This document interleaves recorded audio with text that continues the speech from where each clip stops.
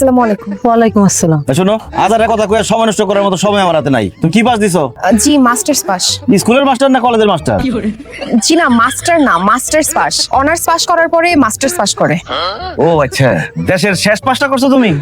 টাকা পয়সার আমার কোনো অভাব নাই, আমার প্রচুর টাকা। দুই হাতে উড়ায়ও টাকা শেষ করতে পারবে না তুমি, কারণ আমি টাকা তোমার উড়াইতে দিব না। আমার একটা শর্ত, আমার বাচ্চা কাচ্চা হওয়া লাগবে সব শিক্ষিত। এর লেগে আমি একটা শিক্ষিত বউ চাইতেছি। কথা কি ক্লিয়ার? জি, আমারও একটা কন্ডিশন আছে। আমি রিসেন্টলি বিসিএস ভাইবা পরীক্ষা দিয়েছি। বুঝতেছিস কিছু? না, বাদর সব বুঝতেছি।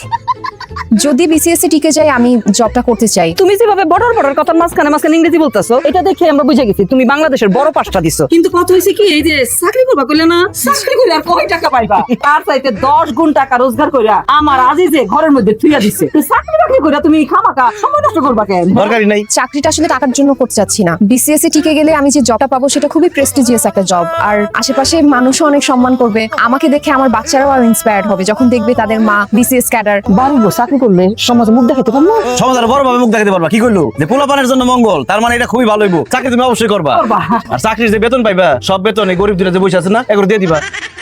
যা করার তাড়াতাড়ি করেন, কাজী সাহেবকে ডাক দেন, আমরা বিয়ে পড়াইয়া বউ নিয়ে চলে যান।